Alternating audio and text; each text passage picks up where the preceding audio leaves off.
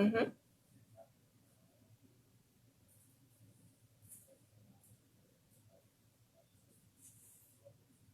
Então eu vou cancelar. Depois eu vou começar a chamar e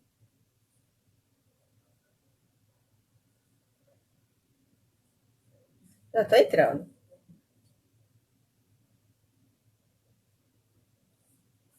Deixa eu chamar Gelazo aqui.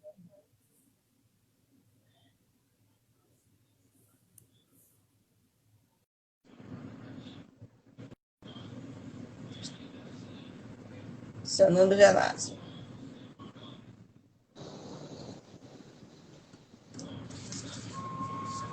E aí? Olá, Olá! estamos aqui prontos. Estamos prontos para começarmos. O pessoal tá entrando. Igual a rádio, a gente tem direito à pesca.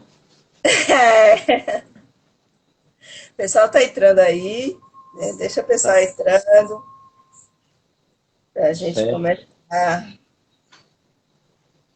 tá joia. Tá, gente, Já temos aqui já. público. Cadê, gente? Eu ainda estou me acostumando aqui com essa live Normal, de. amigo. Tá, tá. Já estou vendo aqui onde eu tenho as perguntas. Uhum. Gente, tem um monte de aceninho aqui. Deixa eu ver se eu acerto das aceninhos para o pessoal aí.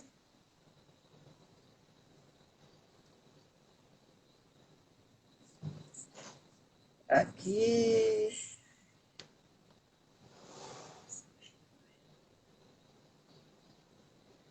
Vamos lá.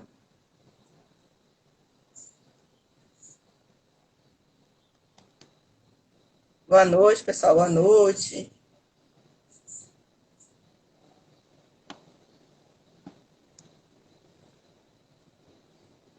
Achei aqui o aceninho.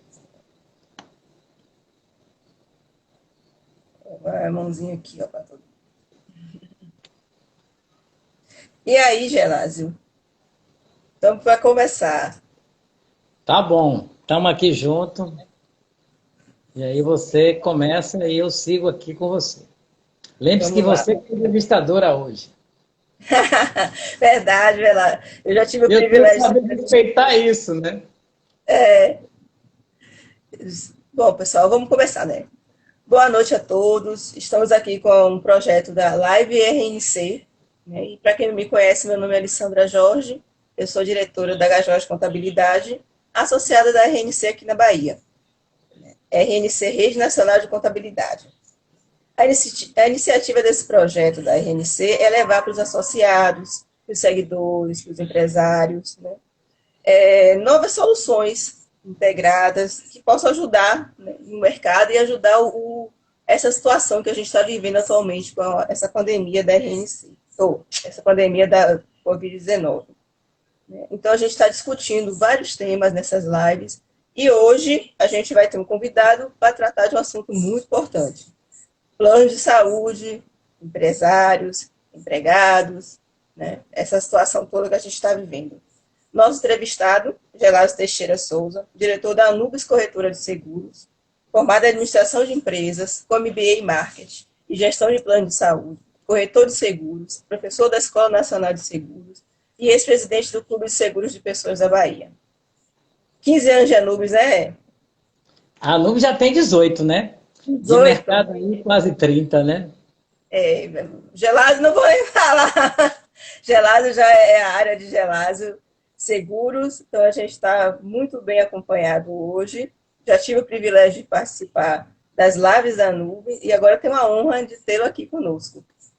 Por favor, Gelásio, faça aí suas introdução, bate-papo, fique à vontade. Ok, eu acho que minha boa noite a todos, né? É um prazer para mim poder estar prestando essa contribuição para a sociedade, em especial aos associados à ARN, ok? Eu acho que é um tempo para pouco ego e para muita cidadania, né? Eu acho que, e para poder que isso se tornar realidade, tudo começa pela educação, né? Você acredita nisso, nós acreditamos nisso, né? Eu acho que se a gente trabalha a educação, a gente transforma o mundo, como disse o ministro Barroso, né, que é a melhor arma que a gente possa ter é a educação, né? Portanto, nós estamos aqui para falar de um tema importante, que é plano de saúde em tempos de pandemia, né? E eu espero poder dar a minha máxima contribuição para poder ajudar os nossos ouvintes aqui nesta questão. Isso. Eu quero agradecer, Rogério, presidente da RNC, entrou, está aqui conosco, já temos colegas, né, empresas, clientes. Muito obrigada, gente, pela participação. Vamos assistir, vamos aproveitar. Gelás, eu queria que no início, se a gente vai tratar de plano de saúde, a gente desse um conceituadozinho. Qual é o plano? O que é plano individual? O que é plano ambulatorial, coletivo? Só para quando a gente estiver tratando disso, a gente já está, né, com tudo já atualizado na cabeça. Ok, vamos trabalhar cenário, porque cenário é onde decorre a ação sempre, né? Eu acho que, antes de falar de plano de saúde, é bom falar sobre o que é saúde, né? E o que é saúde segundo a Organização Mundial de Saúde? Saúde é um estado completo de bem-estar físico, mental e social e não simplesmente a ausência da doença, né? Então, quando a gente parte da premissa da saúde, a gente parte para uma outra coisa, que é a saúde pública, né? O que é saúde pública? Saúde pública é a arte e a ciência de prevenir a doença e a incapacidade, prolongar a vida e promover a saúde física e mental mediante os esforços da comunidade. Gelásio, por que isso? Porque quando você tem o artigo 96 da Constituição, você diz que a saúde é um direito de todos e um dever do Estado. Ok. Só que no artigo 99, né, ele diz que a saúde está livre à iniciativa privada. Então você pega o texto que a gente usou aqui para a saúde pública e o transforma na condição de que o serviço aconteça via a iniciativa privada, ok? Cobrando por isso, já que é uma atividade, né, liberada pela Constituição para ser privada. Ou seja, plano de saúde significa, então, que você vai poder prestar esta definição aqui dita, né, e poder cobrar sobre isso. Bom, depois que a gente explica o que é, então, plano de saúde, né, você vai dividir ele em duas bandas. Você tem os planos individuais e os planos coletivos. Como o próprio nome diz, um plano individual ele é voltado para a pessoa física, para o indivíduo.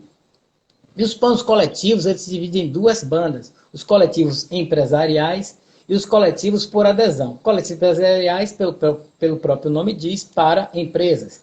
E o coletivo por adesão foi um produto, um segmento desenvolvido para que sindicatos, associações pudessem ter produtos a servir ao mercado, como, por exemplo, eu, Gelásio, sou administrador de empresa. Então, o Conselho Regional de Administração, via participação de administrador de benefícios, ele pode, então, ter um plano da Sul América ou da Bradesco, né?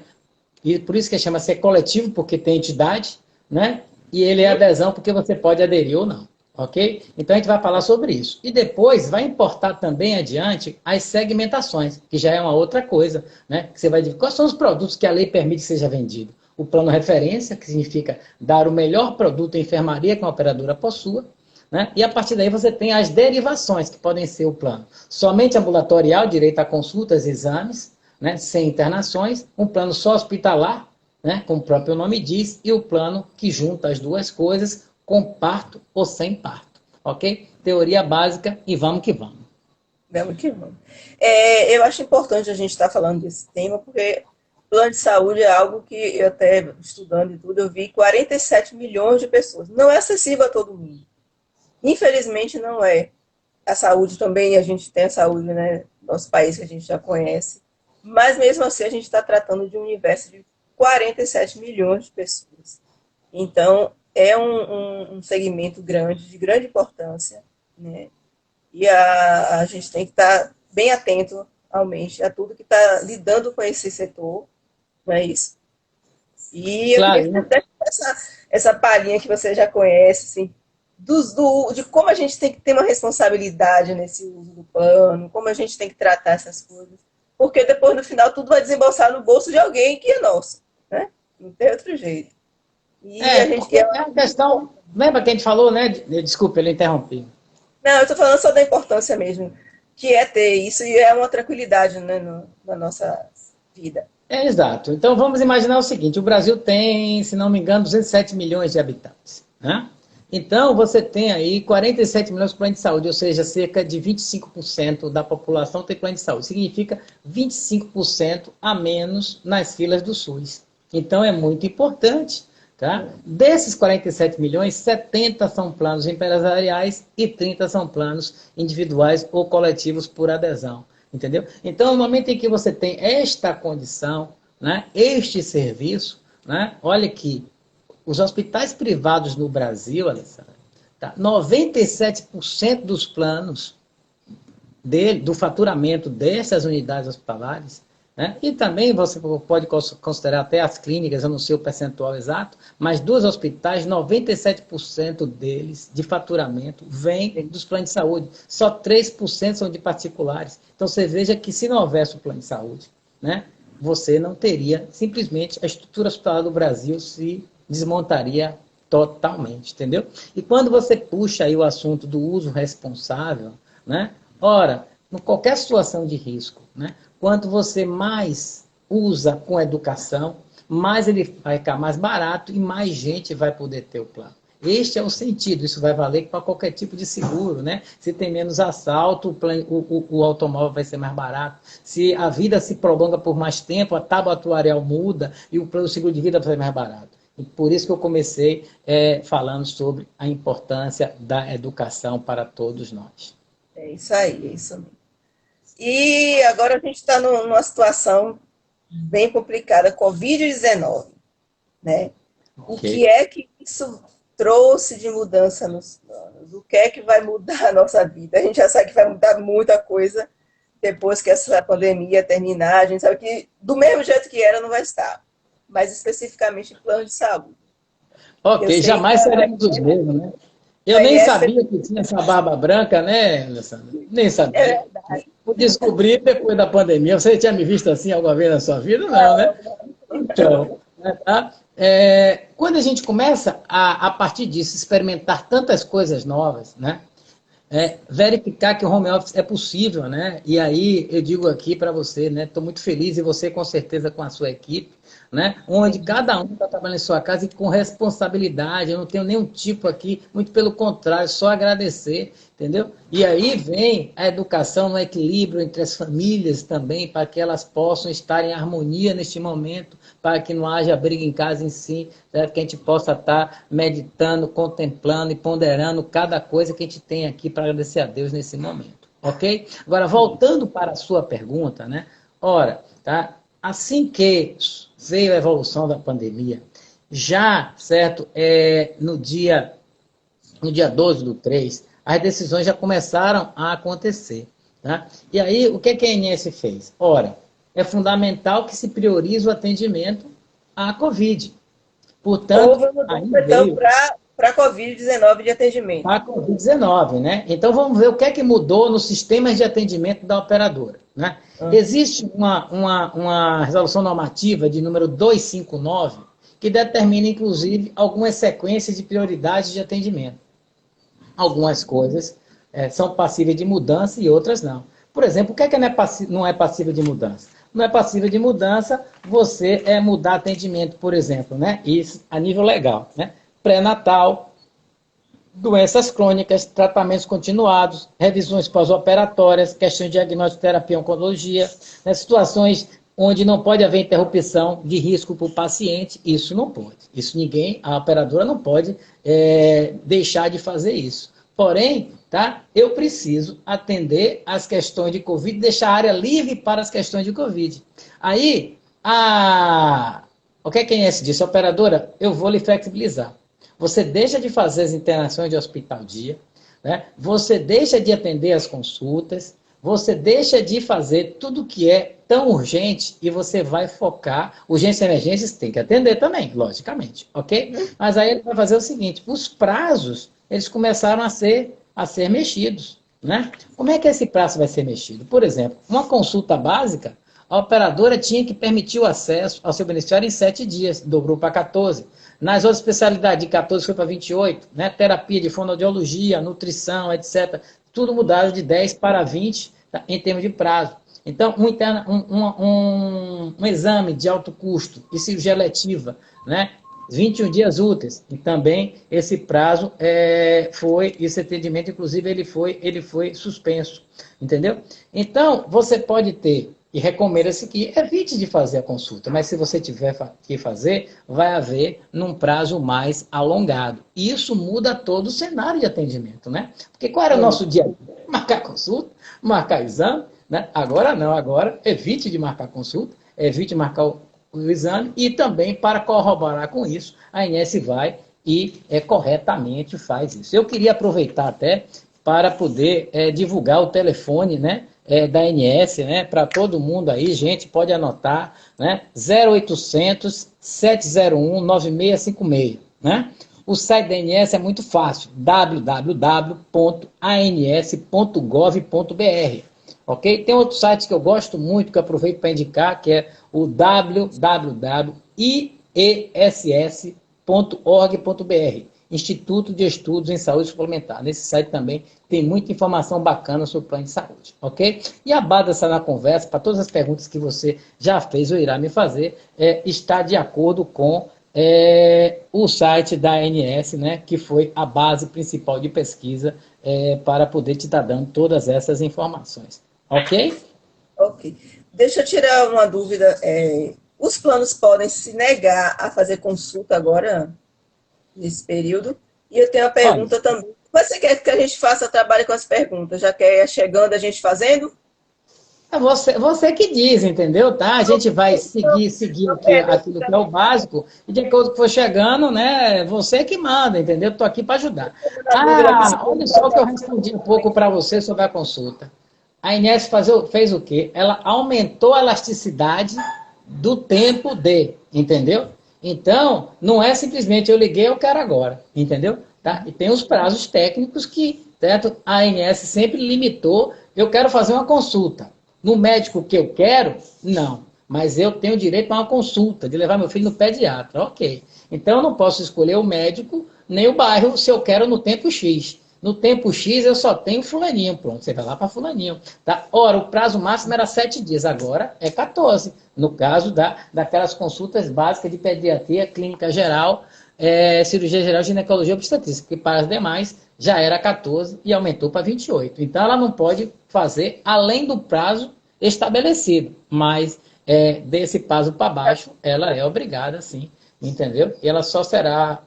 aí, no caso, se o beneficiário se sentir invadido por isso, ele pode ir para o telefone da ANS e abrir uma coisa chamada NIP, que chama-se Nota de Investigação Preliminar, quando ele faz uma queixa relativa a um mau atendimento pela operadora.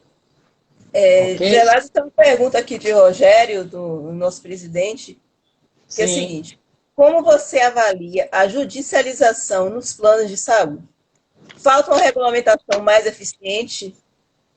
Eu Olha, acho que na verdade, nós temos um país, tudo, sabe, Rogério? Tudo começa pela educação, cara, tá? E aí a lei existe. Só que, por isso que eu fiz questão, Rogério, de começar a reunião falando sobre a definição de saúde, né? E no artigo 99 da Constituição diz que a iniciativa privada vem para complementar o serviço público, sabia? Só que, tá? O que é complementar se o serviço público não entrega nada? Aí surgiu o termo saúde suplementar, onde a operadora teve que passar a dar tudo. Ora, tá? Se você vai ver a reportagem na televisão, né, muitas das coisas que saem, certo? Não são verdade, são serviços efetivamente não cobertos, o cidadão está em carência, está nisso, está aquilo. Ora, como o serviço público não cumpre a sua parte, o beneficiário ele quer ter o serviço e esquece que aquilo é uma relação, né, de comercial. Eu lhe vendo algo e você compra algo. Ora, como a vida humana está no meio, tá? E o juiz muitas vezes vai fazer justiça social com o dinheiro alheio, entendeu? Então, ele dá a liminar para isso ou para aquilo, algumas corretas, algumas... Porque existe em plano de saúde uma coisa, sabe? Existe uma diferença muito grande entre aquilo que é justo e aquilo que é legal do ponto de vista da legalidade.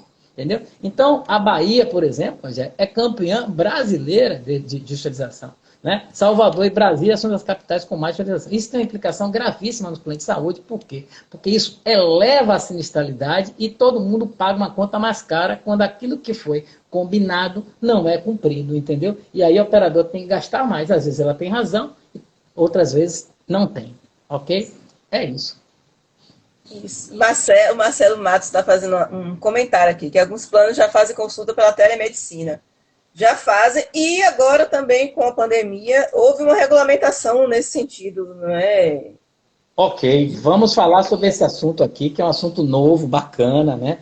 E Um aí, elogio aí. você pega a carteirinha, o plano, liga para o plano, para o médico, como é que a gente Ok. faz esse Bom, procedimento? primeiro, seguinte, a Sul América e a Mil foram pioneiras em relação a esse assunto, né?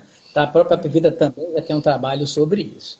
Agora, o que principalmente aconteceu foi que o governo, a partir da pandemia, né, o que é que ela teve que fazer? Na verdade, a telemedicina passa a ser um novo atendimento. Você não perguntou sobre a consulta? Eu expliquei como é que faz a consulta, pronto. A telesaúde, a telemedicina é um novo atendimento.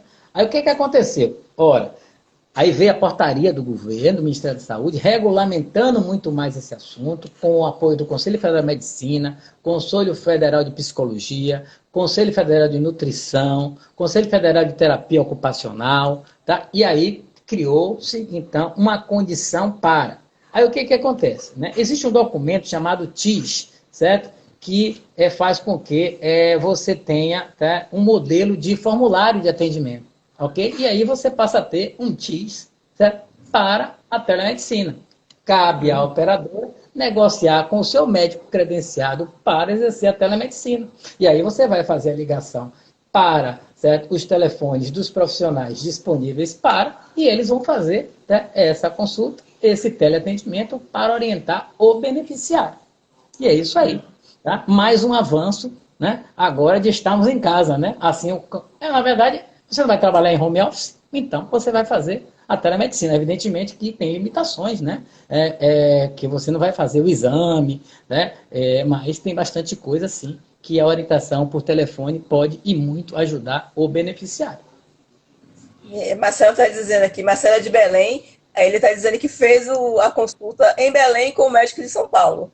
Sim, Então, a gente sim. vai ter que são novos tempos, não tenho a menor Na, dúvida. e, na verdade, eu digo ao colega aí de Belém, Marcelo, olha, Marcelo, o que acontece é o seguinte, no passado já havia muito situações onde o recurso daquela cidade, né, a própria Pivida, por exemplo, ela foi muito pioneira nisso, Ele fez a no Unimed. momento em que... por quê? Porque ela tinha lá na cidade X, doutor fulano que atendia a Gelásio, mas eu não tinha o recurso para tirar aquela dúvida, então você tinha aí um especialista, né, fora em São Paulo, por exemplo, que ele poderia, então, entrar numa consulta, no consultório, eu e o meu paciente no consultório, e o médico lá em São Paulo, no Rio de Janeiro, como especialista, ajudando num diagnóstico. Então, isso é um avanço que, com certeza, agora vai se fortalecer mais ainda. Ok? É isso aí. E quanto a esse atendimento focando na Covid-19, os planos todos estão atendendo, eles estão obrigados a atender? Tem alguma diferenciação entre o plano Plus, Max, não sei o quê, e um plano Standard? Como é que está essa situação em relação a esse atendimento? Ok, tá? Veja bem, quando você compra plano de saúde, você compra primeiro uma cobertura, né? Uma cobertura é tudo aquilo que você tem direito e está determinado pelo rol de procedimentos da ANS, né? Quando você compra o produto, né, seja de uma segmentação A ou B, você também vai ter uma mudança na questão da rede hospitalar, né, que vai diferenciar se o seu produto é mais caro ou mais barato, de acordo com se você tem uma ampliação maior de clínicas ou de hospitais, né, e se você tem direito a reembolso ou não, ok? Então, se a cobertura é a mesma, né, aí você tem uma questão de conduta. Vamos falar aqui de conduta. Por quê? Porque o que atendimento pode e o que não pode, a gente já explicou, né? A consulta e tal, onde se separa um espaço para atender as questões de Covid. Ok? Então, tá, independente de ser mais bambambam ou menos bambambam, você não tem uma diferença muito grande. Simplesmente, né? Claro que se você tem uma rede maior, né, é provável que a disponibilidade para um exame, um teste, seja maior. ok? O QNS tomou muito de providência em relação a isso, né? E na literatura que você pesquisa vai dizer o seguinte: a comunicação tem que ser forte. As operadoras precisam comunicar muito, certo? Para orientar muito o seu beneficiário, ok? Então, todas as operadoras estão com aplicativos, né? Estão com seus sites orientados, com telefones, só para atender os casos de Covid. Tá? Então, a operadora ela precisa, tá, seguir a orientação da Organização Mundial de Saúde e do Ministério da Saúde. Ok? Então, você precisa o quê? Ah, eu quero fazer um exame. Não. Né? Um exame tem que ser solicitado pelo médico assistente, qualquer exame. Tá? Ah, eu quero fazer um exame, eu vim aqui fazer o exame. Não. Entendeu? Né? Não é verdade? Não é carnaval. Entendeu? Tá? Você precisa, você tem uma sintomatologia, mas você não é médico. Eu sou administrador, Alessandra é advogado. Entendeu? Contadora. Então, não pode pedir exame, né, velho? Não pode, tá? Não, Eu tenho que ir para o médico. Então, essas coisas não mudam. Ora, certo? Você tem uma sintomatologia, então você vai lá procurar a operadora, né? E aí eu vou explicar aqui para vocês o quê? A ANS orienta que o beneficiário não se dirija a hospitais ou a outras unidades de saúde sem antes consultar sua operadora de plano de saúde para informar sobre o local mais adequado para a realização ou exame para esclarecimentos. Ok? Tá? E tem uma pergunta muito comum no site da ANS, tá? Exatamente. Em que caso eu devo fazer o exame? Né? Vou ler aqui para vocês. O exame deverá ser feito nos casos em que houver indicação médica. O médico assistente deverá avaliar o paciente de acordo com o protocolo e as diretrizes definidas pelo Ministério da Saúde, a quem compete definir os casos enquadrados como suspeitos ou prováveis da doença pelo Covid-19, que terão direito a teste. Nas situações em que o médico verificar que o exame é indicado, deverá orientar o paciente a procurar sua operadora para pedir indicação de um estabelecimento de saúde da rede da operadora apto a realizar o teste. É preciso ficar atento, pois o conhecimento sobre a infecção pelo corona ainda está em construção e os protocolos e diretrizes podem ser revistos. Ok? Então, se o mestre assim solicitou, você vai procurar a operadora no aplicativo específico, no telefone específico dela e vai dizer, eu preciso fazer o exame. Né? O médico solicitou o exame. E aí ele vai indicar o credenciado para que você possa efetuar o exame. É isso. Isso me lembrou até uma situação que aconteceu com o Alex, nosso gerente. Ele estava assistindo televisão e a televisão estava dizendo, a reportagem dizendo que a maioria das pessoas, ou muitas pessoas, tinham o vírus, mas não tinha sintomas. Aí ele me manda uma mensagem. Como é que eu faço o teste do coronavírus? Aí eu digo, como é? Você está sentindo alguma coisa? Não, mas eu posso estar sem saber. Aí eu disse, Alex, vai no posto desse aí que está tendo exame rápido e veja, entra na fila e vê se faz, mas você corre o risco de pegar lá também. Mas aí você vai ver, né? Tem exame rápido que não é conclusivo, negócio de exame de farmácia que não é conclusivo, tem exame que vai sair somente com 8 dias. Muitas vezes, e por isso que a sintomatologia e a orientação do médico assistente é o mais importante. Né? Porque você vai lá, você tem um problema, a sintomatologia está com. Você tem a sintomatologia, você já tem um tratamento, mas você vai ficar internado ou não internado? É o médico assistente que vai dizer. Entendeu? Ah, eu preciso ficar. Então, por exemplo, eu tenho, né, a irmã de Roberta, né, que você conhece, né, que é o meu financeiro, está com o coronavírus. E aí, depois de vários dias internada, é que ainda ia sair o resultado do exame. Entendeu? Sim. Então, essa é uma realidade, né? Sempre, orientação, tá? Procurar o médico assistente, se necessário for, tá? Para que você siga as instruções da Organização Mundial de Saúde, do Ministério da Saúde, né? E os protocolos que estão em constante mudança. Ok? É muito importante isso. Belém está com a situação que a gente está vendo, né? Acompanhando pelos jornais, de casos recorrentes, e o Marcelo está aqui meio chateado com os planos dos hospitais particulares de Belém, que não estão atendendo pacientes de Covid, estão recorrendo aos hospitais de campanha, ou seja, que ele está dizendo, o tratamento não é diferenciado, apesar de ter um plano.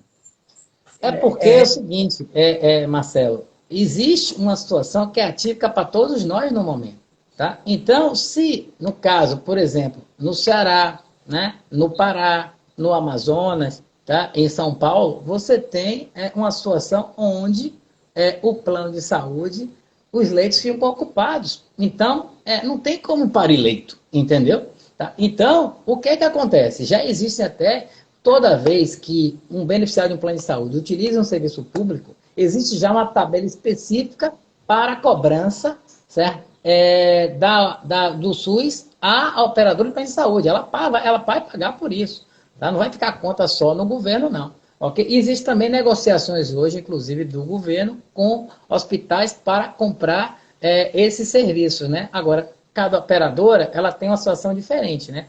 Tem operadoras que têm, como exemplo aqui no caso da Apvida, que tem rede própria. Né? E tem operadoras, né, no caso da Amil, da Sul América, da Bradesco, que trabalha com a rede terceirizada, entendeu? Então, é um momento realmente de crise, de paciência, de tolerância, para que a gente possa estar curado. Aí, né, fazendo propaganda daquilo que se recomenda, fique em casa, né, respeite o processo, respeite esse outro, limpe o alimento quando chegar em casa. Aqui é uma novela quando chega aqui. A gente lava saquinho plástico, a gente lava a fruta e a roupa fica lá de fora, o piso, né?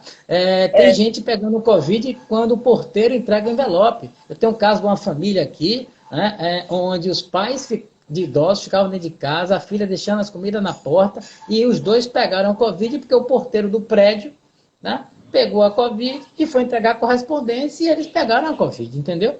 Então, a melhor maneira de não ter crise de leito é nos comportarmos e sermos cidadãos brasileiros com um comportamento coerente, independente de questões políticas, entendeu? Aí você falando de crise de leito, Rogério já vem também aqui com uma pergunta sobre sequestro de leitos na rede particular. O que é que você acha disso? O poder público, né, no caso da pandemia, agravamento da pandemia, reter alguns leitos do setor privado, da rede privada. Não sei responder essa questão, entendeu? Tá? Toda situação violenta, para mim, ela não é boa, entendeu? Toda situação, para mim, tem que ser sempre negociada.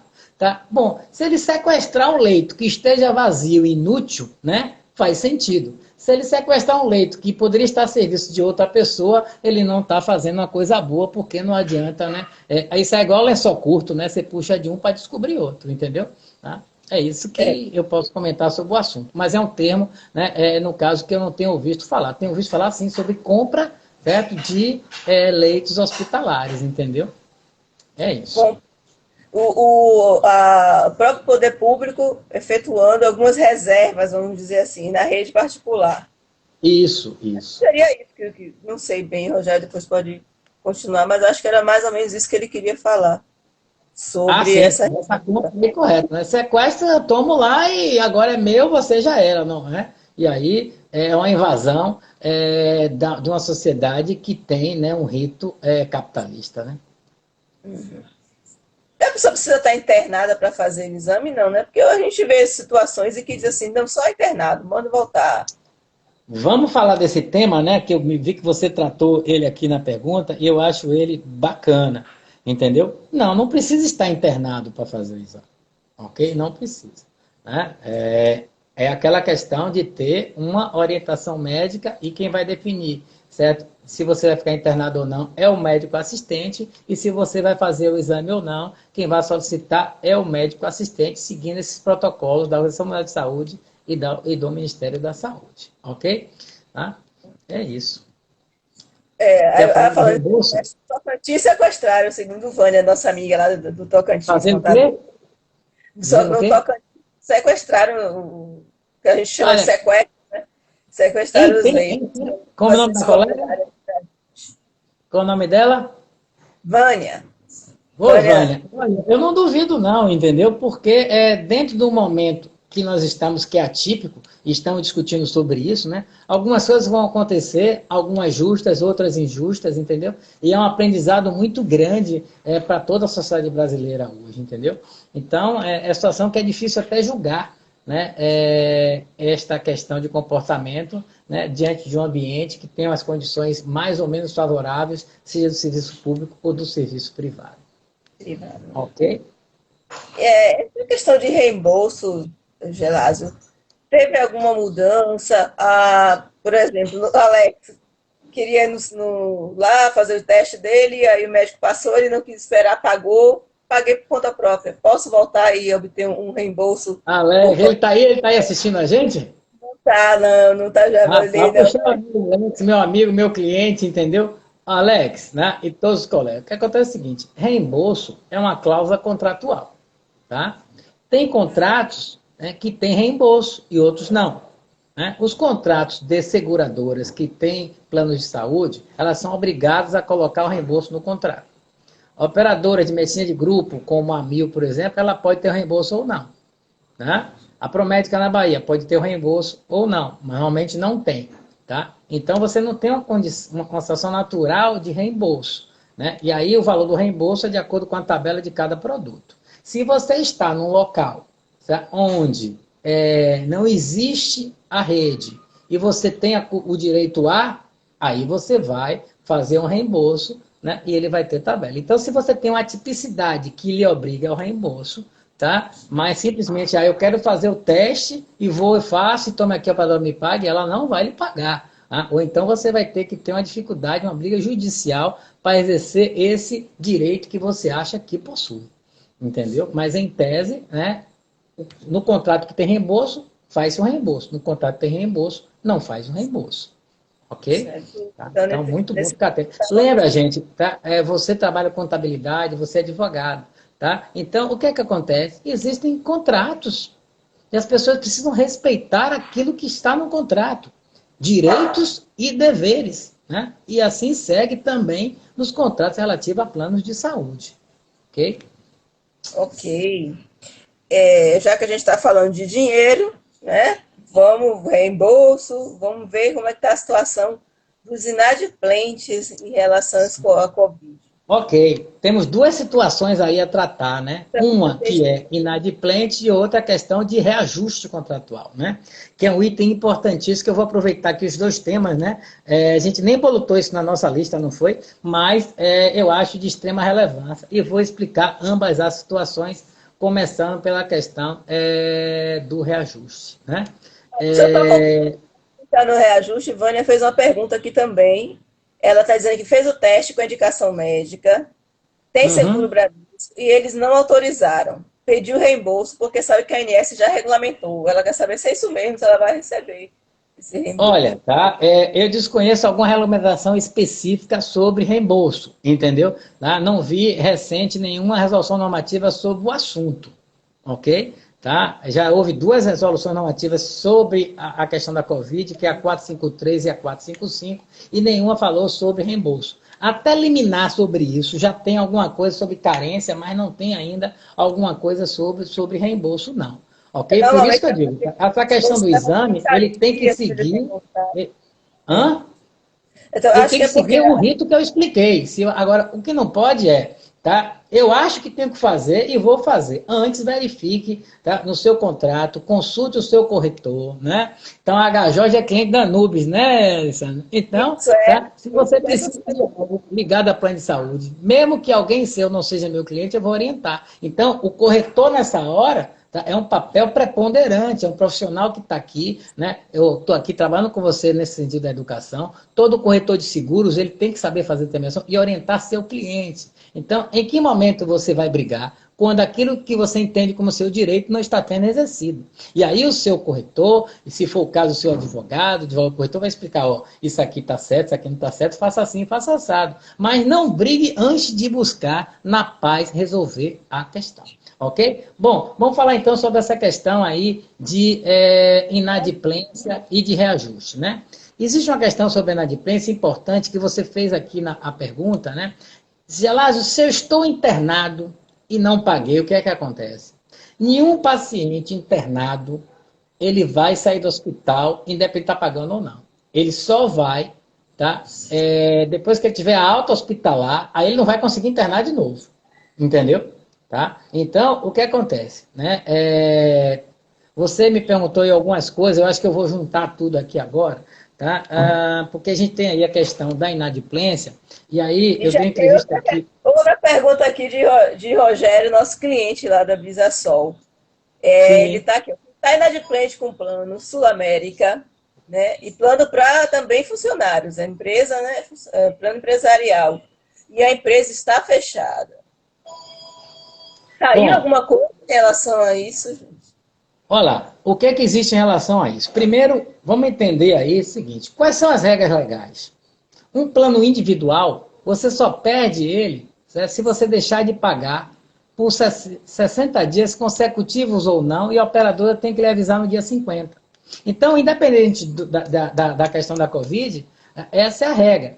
Bom, o plano empresarial, cada um vai ter sua regra. Primeiro, a operadora faz uma suspensão de atendimento, ela não cancela, ela suspende o seu plano porque você não pagou.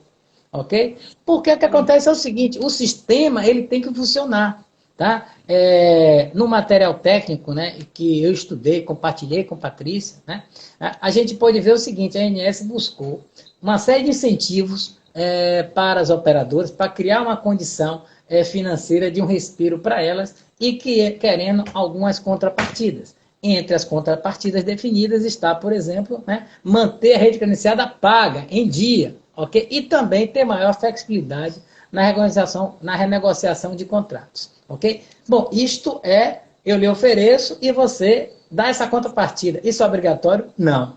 O que a Federação Nacional das Seguradoras fez e o que a Associação Brasileira das Empresas de Medicina fez? Disse, tá? Ora, você deve, se tiver reajuste nesses meses, não reajuste não, pare, né, nesses 3 meses, e daqui a 3 meses você vai, renegocia e parcela aquilo que seja retroativo para frente. Ok? Bom, algumas operadoras seguiram assim, outras não. Já recebi carta de várias maneiras. Porque foi uma orientação, na verdade, né? Oi? Foi uma orientação, não foi uma regulamentação. É uma orientação. Alguns seguem ou não. Por quê? Né? Porque tem situações que eu tive contratos agora que o sinistro estava muito alto. Aí a operadora disse, Gelásio, você desculpa, mas eu preciso reajustar porque está muito alto. Agora, o valor percentual que eu negociei, tá, foi bem menor do que aquilo que a operadora propôs, né, para esse grupo de clientes meus. Entendeu? Então, você tem uma questão de bom senso importante nesse momento, onde a operadora precisa ser mais flexível. Outra coisa, os planos individuais, normalmente, no mês de maio de cada ano, é quando o governo determina o reajuste. Ano passado foi 7,35%. Quanto vai ser esse ano? Já imaginava que fosse menor. Porém, o que é que até uma operadora já mandou a carta? Independente do governo publicar ou não, até julho eu não aumento ninguém. Entendeu? Só vou aumentar depois. Tá? Agora, você imagina o seguinte, se todo mundo que está com problema financeiro não paga a operadora, me diga uma coisa, como é que ela vai pagar o prestador? Como é que o prestador vai atender o beneficiário se ele não tem dinheiro?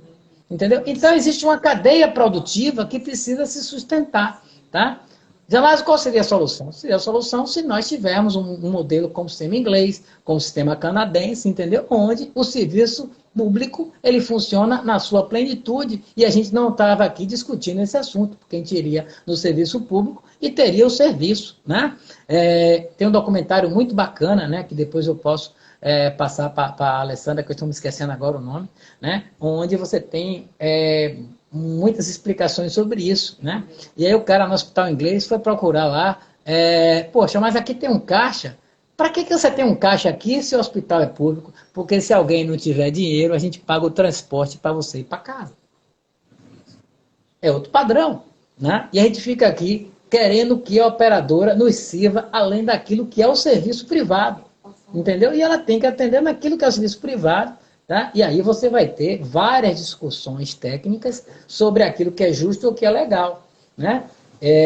Bom, aí eu falei com você sobre essa questão da inadimplência, que eu sugiro que você faça um esforço de ordem prioritária na sua cadeia de fluxo de caixa, tá? E certo? Você tem que comer que isso, que aquilo, mas se você puder, pagar o plano de saúde, porque até a ANS até orienta, e aí a Alessandra pode falar como advogada aí, né? E também na questão contábil, de que tá? Não é prudente que você deixe de pagar o plano de saúde, porque você pode ter uma responsabilidade até numa questão trabalhista do funcionário para com a empresa, porque ele tem o plano de saúde, você descontou dele e você não pagou a operadora. Então, isso vai ser um problema sério para você que tem um funcionário e que tem um plano de saúde na sua empresa. Essa é uma dúvida aqui também de Rogério, que também é minha. Plano de saúde, seguro saúde, tem diferença? Ok, né? Isso é uma discussão bastante interessante, né? Como você disse, lâmina de barbear, Gillette, Entendeu? É mais ou menos isso. Olha, Rogério, é o seguinte, tá? Não existe, na verdade, o termo seguro-saúde, né? Quando a lei 9656/98 foi editada, né, o que que aconteceu? Todo mundo que vem de plano de saúde teve que ficar sobre o regido pela Agência Nacional de Saúde. Ok? Por quê? Porque a seguradora respondia somente a SUSEP. E aí surgiu uma maturidade nos termos técnicos. A seguradora que vende plano de saúde, ela tem uma categoria chamada segurador especializado em saúde.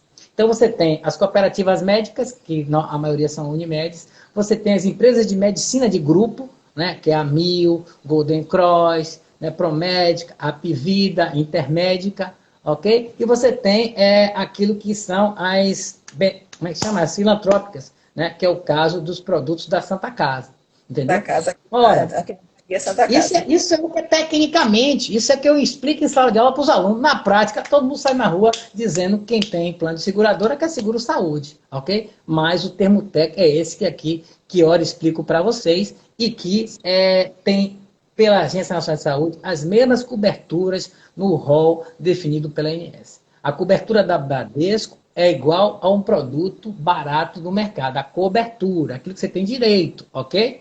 Tá? De acordo com a segmentação do contrato que você vai registrar na Agência Nacional de Saúde. O que é que vai mudar? Vai mudar o hospital, vai mudar a acomodação, se é enfermaria, se é apartamento, vai ter aquela questão da coparticipação ou não, quando você paga o que é coparticipação? Quando você paga uma parte daquilo que você consome além da prestação fixa.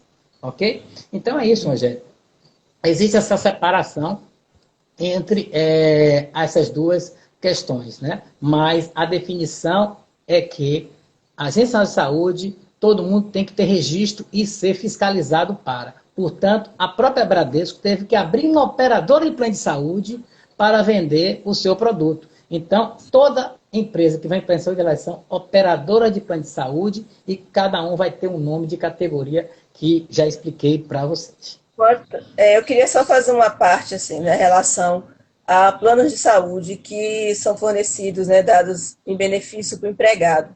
O plano, a empresa não é obrigada a dar o plano de saúde, a não ser que conste em convenção coletiva. Mas uma vez que ela fornece esse benefício, ela não pode tirar unilateralmente. Ela precisa do acordo, né, do empregado. Então, é um benefício muito bom, mas também você tem que ver do outro lado que você fica atrelado a ele. E nesse período de pandemia, a gente para pensar, e agora? O que é que a gente faz? Né?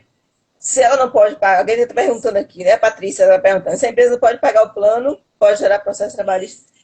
Se ela não pode unilateralmente excluir o funcionário do plano, né? Agora, se esse plano, a empresa acabou com o plano, não está mais usando o plano para todo mundo, não tem por que ela ficar mantendo esse funcionário. Mas é isso que eu digo, a gente precisa ter um ajuste e eu sugiro sempre que esse tipo de coisa faça com o auxílio do sindicato, porque é um contrato, na verdade. Bom, mais uma vez, né, o bom senso nos exigindo aí, ok? Nenhuma empresa é obrigada a dar o plano de saúde, e corretíssimo, salvo convenção coletiva. Né? Evidentemente que a questão de poder tirar ou não, né, eu entendo que ela possa tirar. Ela não tem a obrigação de tirar. A forma que tem que ser bem conduzida. Né? Evidentemente, envolver as partes, né, os seus trabalhadores e tal. Agora, se eu não tenho dinheiro para manter um plano de saúde, como é que eu vou manter um plano de saúde? Eu vou parar a empresa ou vou parar o plano de saúde? Ok? Em tese, você deve parar, então, com o plano de saúde para fazer a empresa sobreviver. Porém, tá, na questão de uma pandemia, né, o plano de saúde ele cresce em termos de prioridade. Então, não é recomendável que você exclua seu plano de saúde. O que você tem que buscar nessa hora aí, mais uma vez, conversar com a operadora, conversar com o seu corretor, tá? Para até fazer, né, um downgrade de produto, ou seja, mudar de um produto mais caro para o mais barato.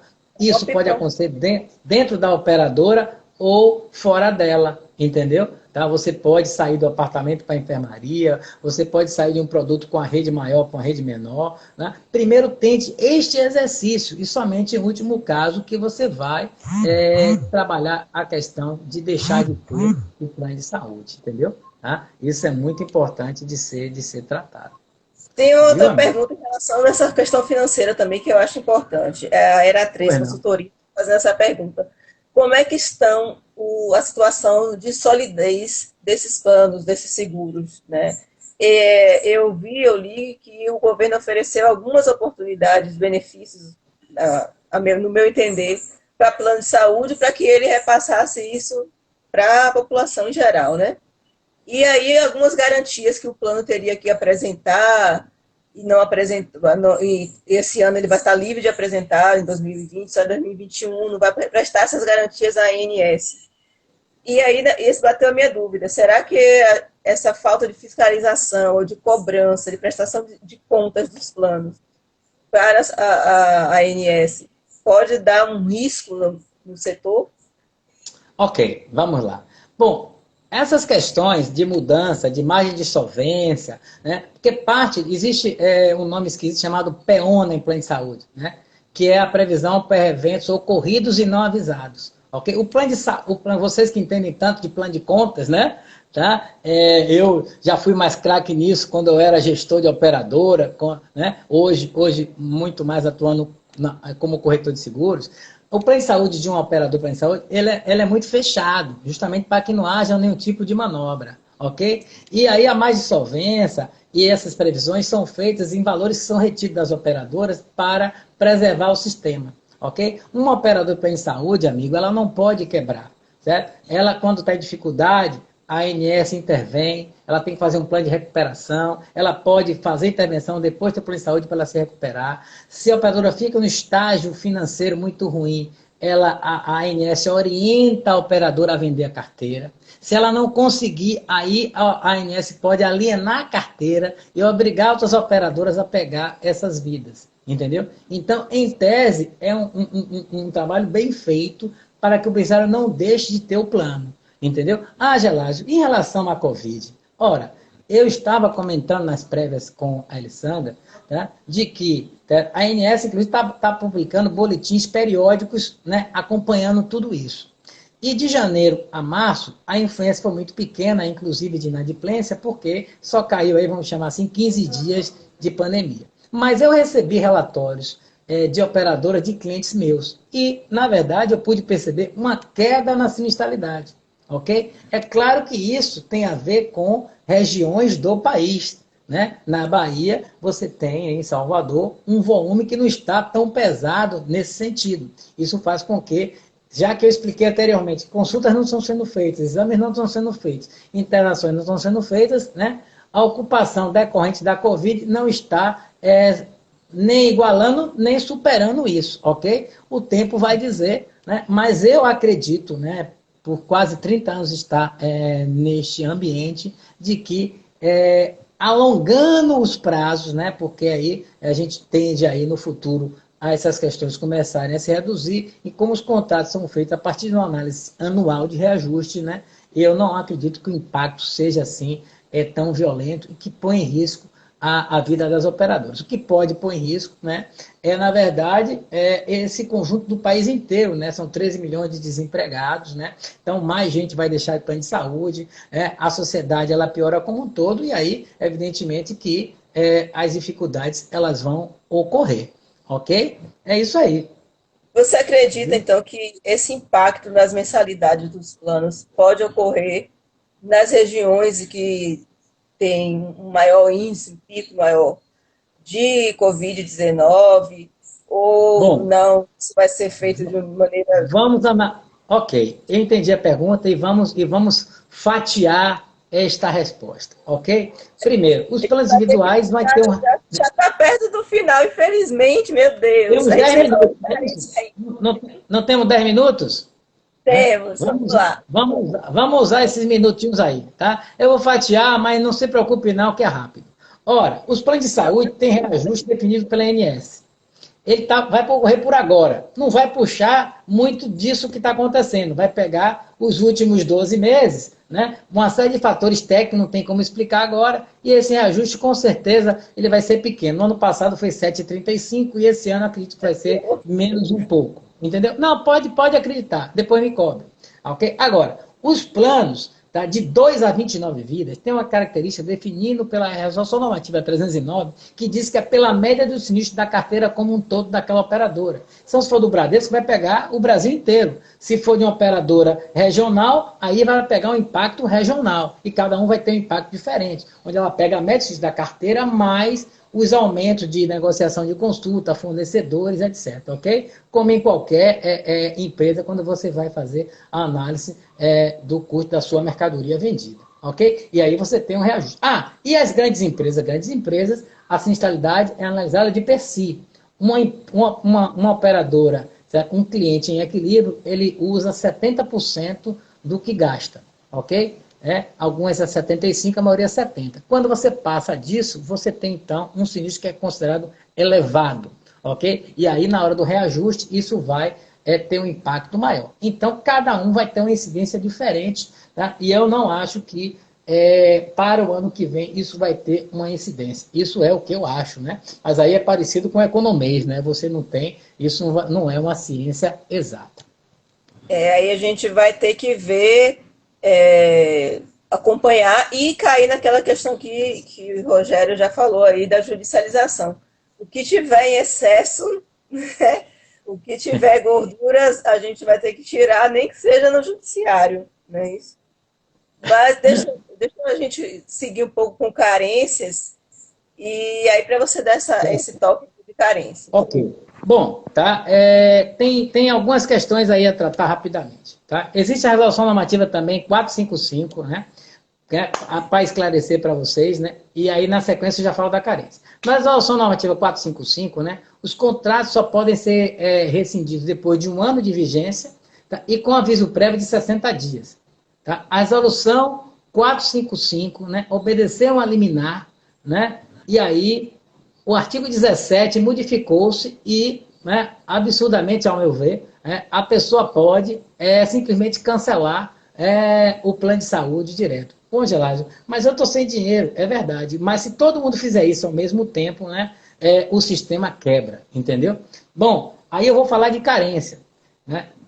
Não existe resolução normativa, porém, no dia 27/4, né, o Tribunal de Justiça de Brasília ele já deu uma liminar com relação à questão da carência, onde empresas, mesmo em carência, né, e aí o advogado, né, deu no seu parecer de que em tempo de pandemia não era justo e tal, e aí houve a liminar para alguém em carência. Ora, se você precisa, o que é uma carência? É um período que você paga sem ter direito ao uso para determinar um fôlego para a operadora. Isso significa a viabilidade do sistema. Então, se eu quebrar todas as regras do sistema para atender a necessidade do beneficiário, né, futuramente pode ser que os beneficiários deixem de ter condições de exercer o seu direito, porque não vai haver sustentação financeira do processo. Então, mais uma vez, bom senso, bom senso, bom senso.